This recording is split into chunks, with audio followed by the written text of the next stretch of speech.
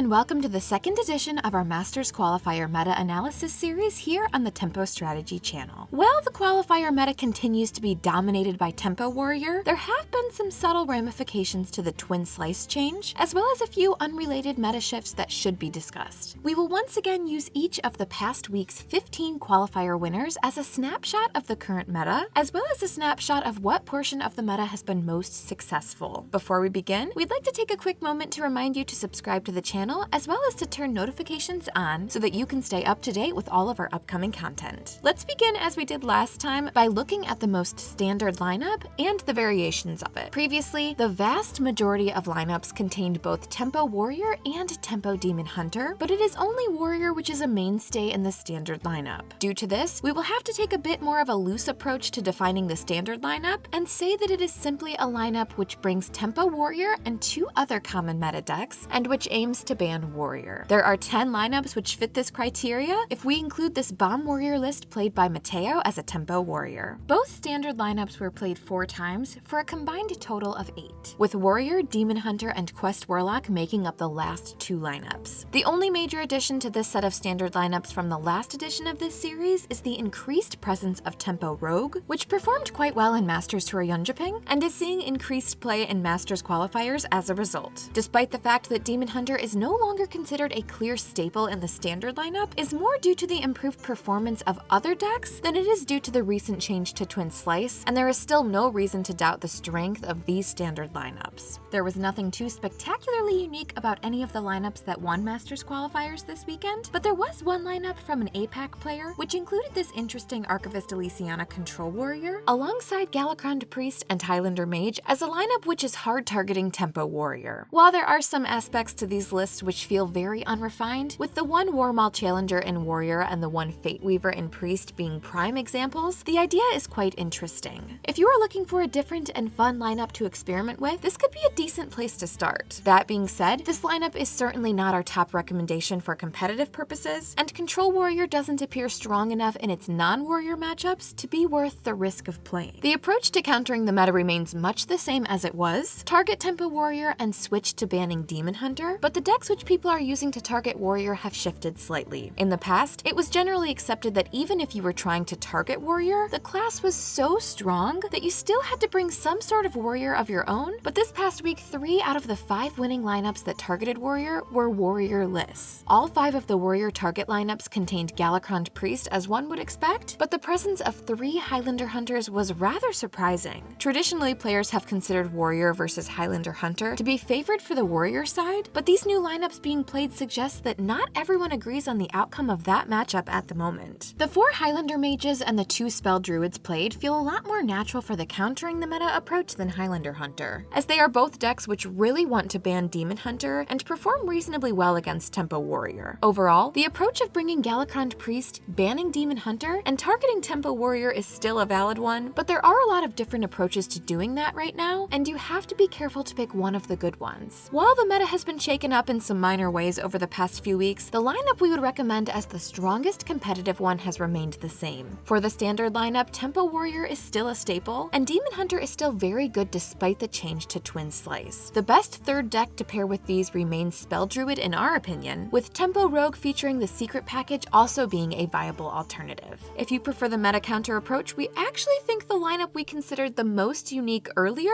can also be the strongest if you change the Control Warrior to a normal build of Tempo Warrior, and you play more standard and refined lists. We would not recommend playing the no Warrior lineups we discussed earlier, but if you do want to try this lineup without Mage, then the Dragon build of Spell Druid is also a good option. We hope you've enjoyed this look at the best of 3 Conquest meta which has developed in the recent Hearthstone Masters Qualifiers, though we are eagerly awaiting another meta shakeup which is hopefully on the horizon. Remember to leave a like on this video, subscribe to the channel, and turn notifications on to stay up to date with all of our Hearthstone, Legends of Runeterra, and Shadowverse content. Thanks for watching!